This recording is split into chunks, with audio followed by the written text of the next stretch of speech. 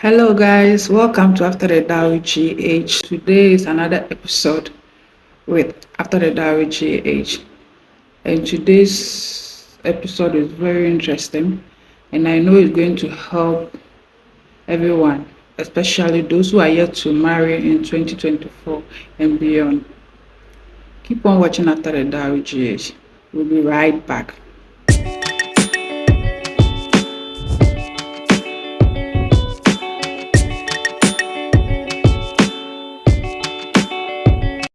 Did you know organizing a wedding without a predetermined budget can be overwhelming and stressful for the couple on their special day?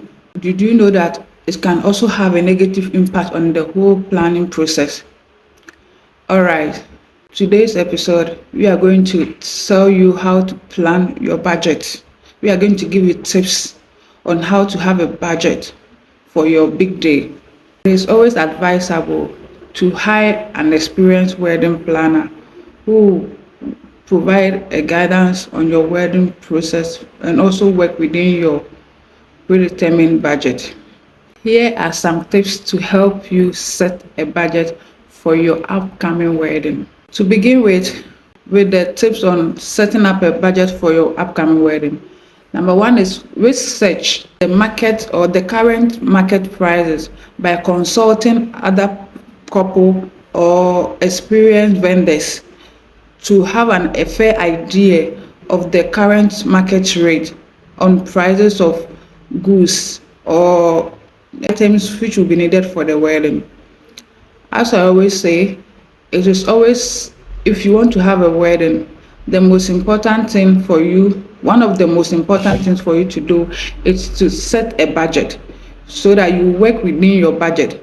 By doing that, in so doing, you have to know that before you can set a budget, you need to have a fair idea of the market rate of prices of goods and services with previous couple or those who are already married, and then wedding vendors, to have a fair idea of prices of goods and services. It's always important to consult couple and vendors to have a fair idea of prices of goods and services. With this, it will help you on how much you have to spend on what. It will help you to know, or yes, to know how much you have to spend on what and how much you are supposed to set aside. The second one is develop a budget based on your financial strength. As we said in our previous videos, we said that marriage is definitely the goal, and you're not getting married to impress anyone. So if you are getting married, have it in mind that you are not getting married to impress anyone. And in so doing, you need to know that planning your wedding shouldn't break your bank accounts. No. Know your budget, know your financial strength and know what to go for. There's no need going for a loan or planning your wedding or having your wedding to impress anyone.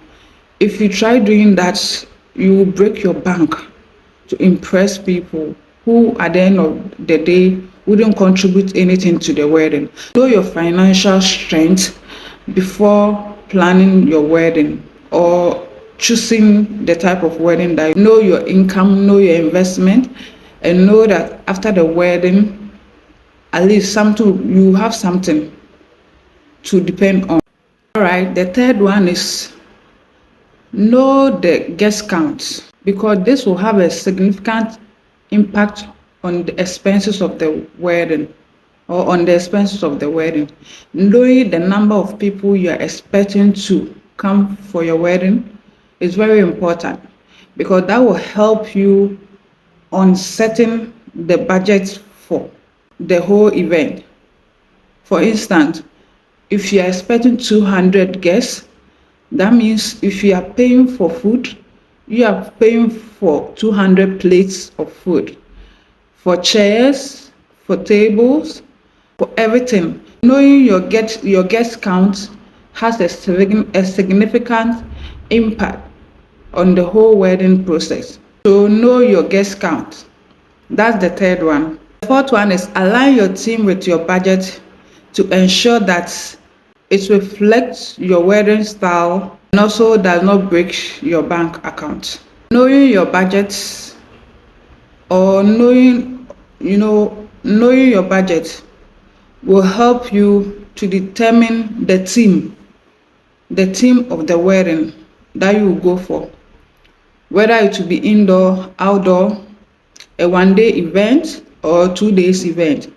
So knowing your theme will ensure that, or knowing your team or aligning your team with your budget helps you to have the perfect wedding that you want to, because the team will determine how much you should put inside or how much you should spend on the wedding. So you need to know, align your team with your budget.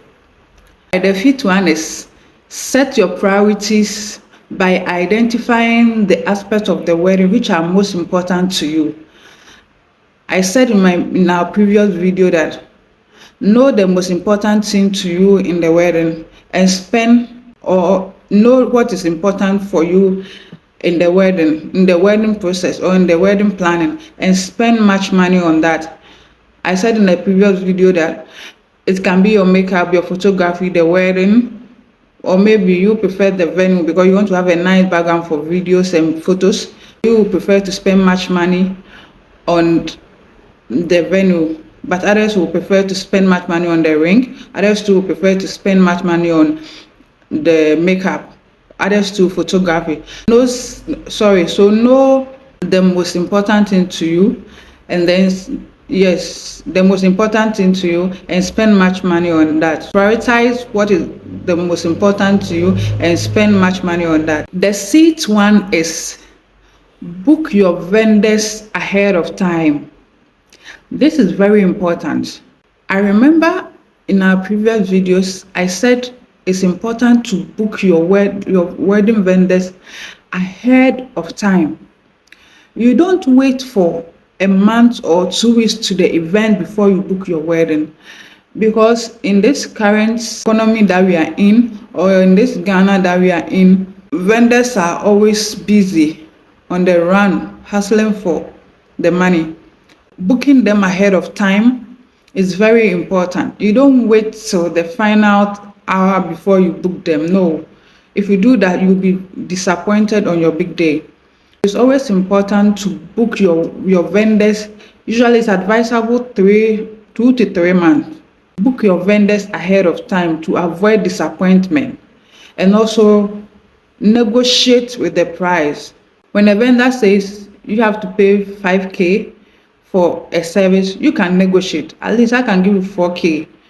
And I know with the negotiation process, an agreement will be, you come on, or you conclude on an agreement. It's always advisable to book your vendors ahead of time to avoid disappointment. And also one thing that you need to do, is that booking your vendors ahead of time is even good, because the inflation keeps rising and falling, but in Ghana it doesn't usually fall, it usually rises. Booking your vendor ahead of time, let's say 3 months to your event, is good, because the vendor, and most of them advise part payment or down payment. I know if you have agreed on an amount and you pay 3 months before the time, I don't think any vendor will come back to you and tell you that the price was like this before. Let's say a service which was before was 3,000, but because of inflation now it's 4,000. No, I don't think any vendor will do that, and I don't think you will agree to such a service. It's always advisable to book your vendors ahead of time and to negotiate on a better deal for your big event. All right, so the seventh one is be disciplined and track your spending by using an Excel sheet or any other budget tools to help you organize your wedding, or to help you be organized and to avoid overspending.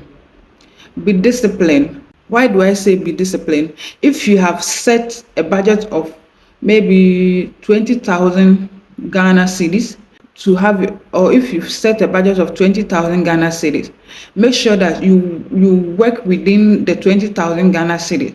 Don't go beyond. Don't go beyond the 20,000 Ghana cedis, because that is what you set aside for the wedding. So very disciplined by tracking your spending. Be very disciplined by tracking your spending, because being disciplined will help you even after the wedding. It will help you in your investment and your savings. Savings is about being disciplined.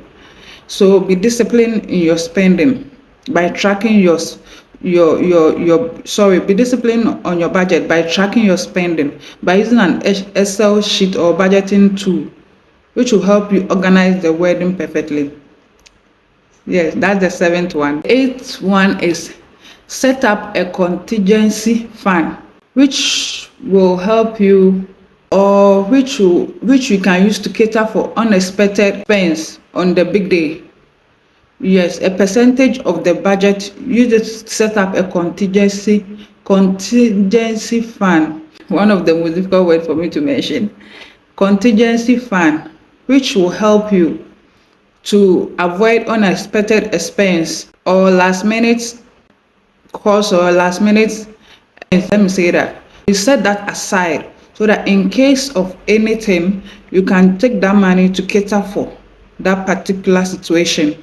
It's always good to set up a contingency fund to cater for an unexpected cost on your wedding day. The last one is marriage is the goal. My dear, don't break the bank to impress anyone. Marriage is definitely the goal. No need to break the bank to impress anyone. Marriage is the goal. So don't lose sight of the joy and love that brought you to this moment. Marriage is definitely the goal. There's no need breaking the bank or spending so much or clearing the accounts to impress, or let me say that. So marriage is the goal. Don't lose sight of the beautiful or the happiness you two share together to bring you to this moment.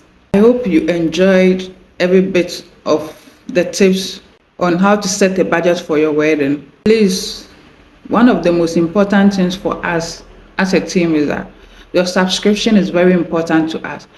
Please set on the post notification bell and subscribe to our channel. Share our videos. Invite others to come and watch, because they will learn one or two from it. Please don't forget to turn on the post notification bell so that you will be the first to watch our videos whenever we put it up there. It's very important to us. After the Dowry GH is there because of you.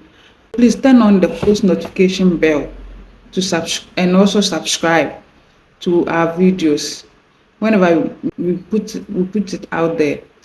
Thank you so much for your time. I know you've learned one or two.